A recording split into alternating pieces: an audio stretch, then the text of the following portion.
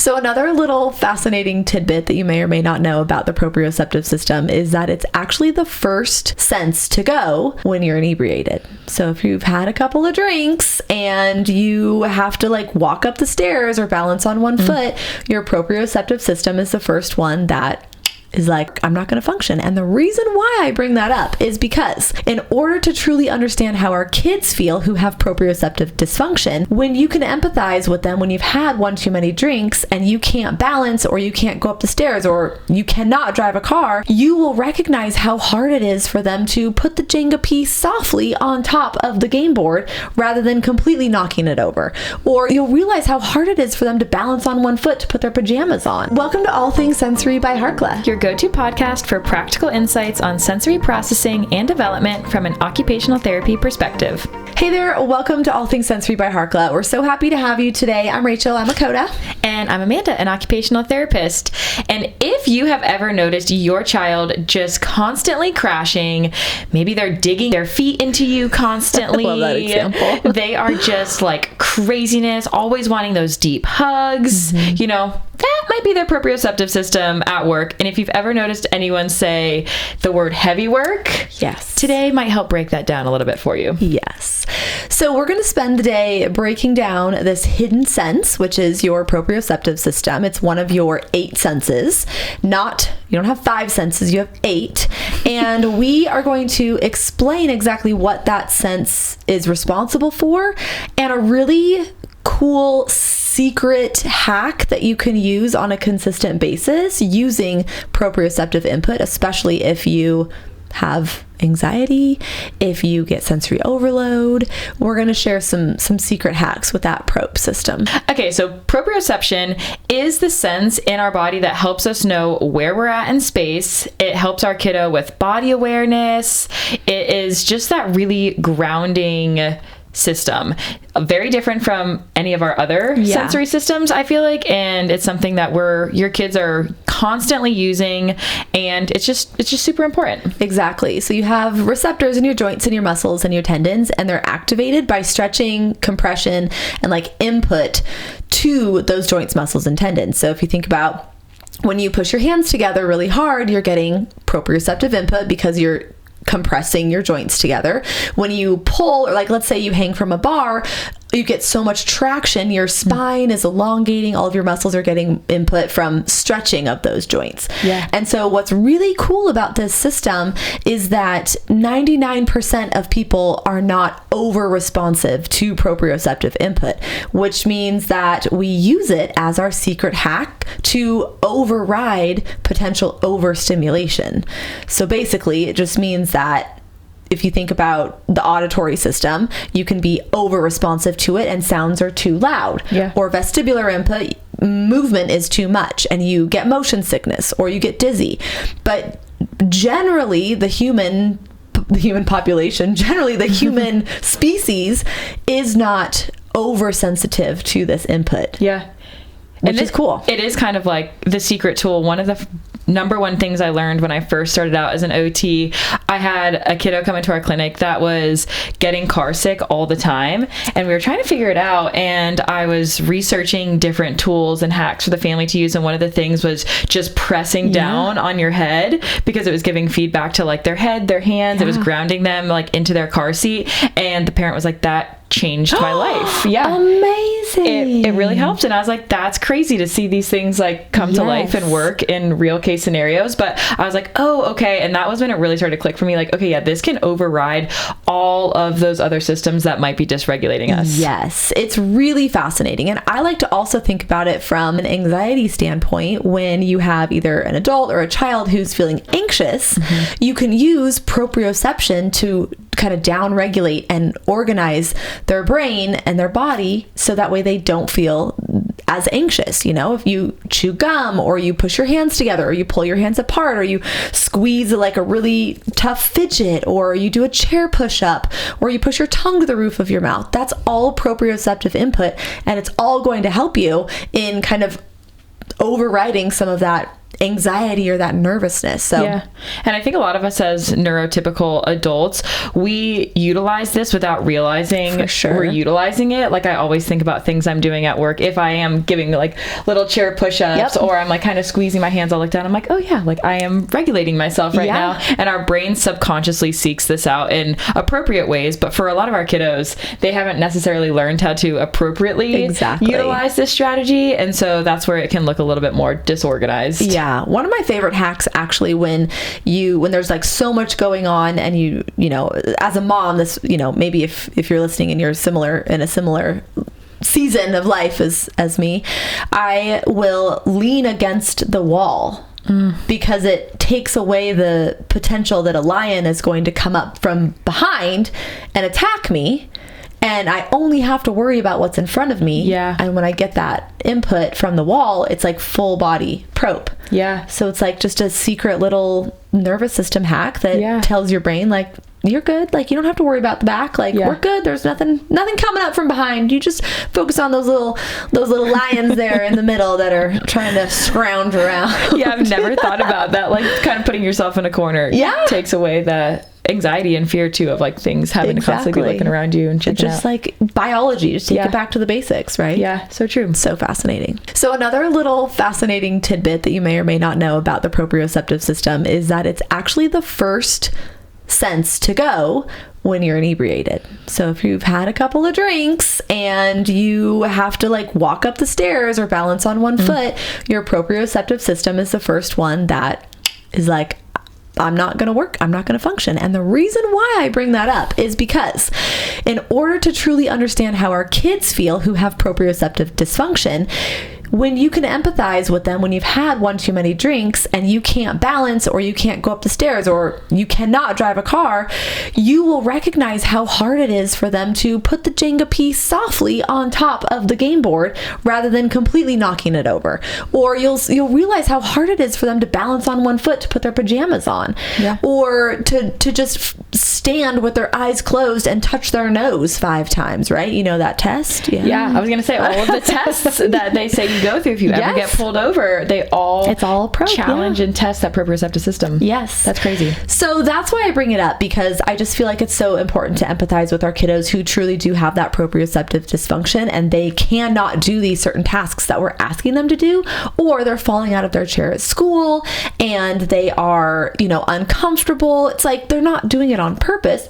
In this situation, some of them do, but in this situation, it's like they have no idea where their body is. Yeah. And we need to help give them activities to help them figure out where their body is. It's almost like stacking, right? So this system might be underdeveloped, but then we have to give more of it to help develop it. Yes. Same thing with, vestibular, all of those other systems too. A lot of kids might be really more sensitive to those ones, but that slow, gradual exposure to help them develop things like posture and coordination and graded pressure when they're writing. Like these things take practice, and our sensory system needs practice to develop appropriately. Exactly, which is why we try and feed the nervous system with more of this input, so that way they do have that repetition and that practice of saying, oh, this is where my body is. Okay, I can trust it. And they learn to have that sense of control when they do have more repetition and more practice, for sure. Yeah. All right, let's talk about some signs that there might be some proprioceptive challenges going on.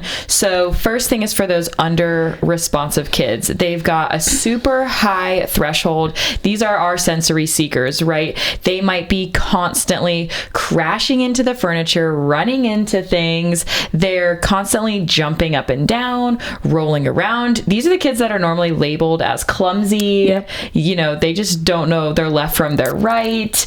They might be squeezing your arm so much you're like, stop squeezing me, pushing their little feet into you constantly while they're watching a TV show or having dinner. Pushing their chin into you as well. I've heard of that one too. Yes. Maybe even just like messy eaters. All of these things are signs that your child might have an under responsive proprioceptive system. Yes. And like we mentioned, typically there's no over responsiveness to the proprioceptive system, but maybe an individual doesn't prefer big hugs, or they don't prefer tight squeezes, or maybe they get a little claustrophobic in tight spaces. So it's a little bit different with this one, but there also is that flip side of the passive under responders too, where it's like they need more input, they have a high threshold, but they're not actively seeking it out and like going out and craving that input. That's when they start, you know, video games, their food that they're eating, screen time, they're like getting more of that input.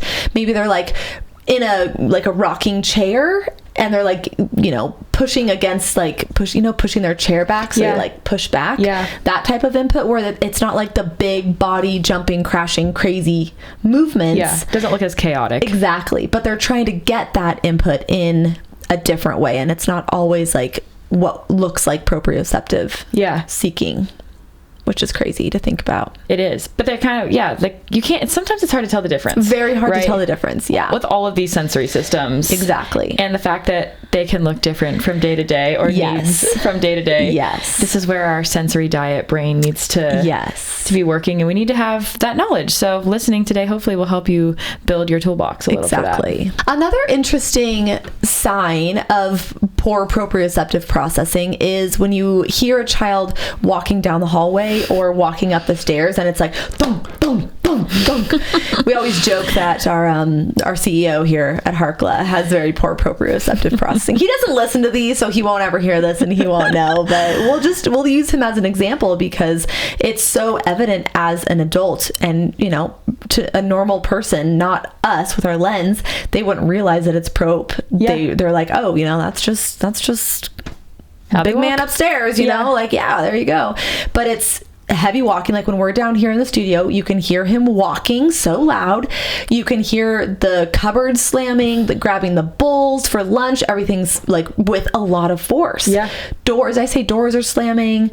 Typing, you can hear him typing from a mile away. And I don't mean this to like throw him under the bus. I think it's a learning opportunity. And I think it's helpful for people to realize like, oh, that's a proprioceptive thing. I had no idea. And it's like, so like, let's have a little empathy. I'm working on that with him because I just give him a hard time about it, but let's work on the empathy, right? Like, and giving our kiddos the tools and the strategies to register that input a little bit more appropriately rather than it being so foreign to them. So that's why we continue to practice and provide that input. I also think of kids that are always super rough, maybe with their siblings or peers, but also as adults, like those adults that are seeking out contact sports, or maybe they're in a basketball or a soccer league, and they're the ones that are always like getting the little tussles and fights because they're just a little bit more rough than they're registering that they need to be. Which is funny you mentioned that because that also happened to our poor proprioceptive processor. Got a little tussle. And then this also goes hand in hand with the poor body awareness too. So, you know, frequently tripping, frequently bumping into things, you know, even those kids that are leaning on everything or slouching, you know, they have like their chest against the table at school. Okay, now their handwriting is super sloppy because their posture is super sloppy because they're trying to lean into everything. We see this go hand in hand with a lot of our low tone kiddos too. Like they've got the weak core, and it all goes hand in hand. I feel like those though are more of like our passive under responders. Yes, right? Exactly. The ones who are a little more floppy and a little more just like they don't have the postural control. So they do rely on other people in their environment or other structures to like get that input. Maybe that's a good differentiation right there, is those kids that maybe are like lower tone and passive versus those ones that are just for sure chaotic. We love the chaos. We do. Thrive in chaos. So in all of our episodes, it's helpful to relate this back to us adults because again, we all have sensory systems, we all have sensory needs, and we all have unique sensory needs. And I think you can often identify your sensory preferences with the jobs or the hobbies or the activities that you typically do. A lot of them relate to your sensory preferences.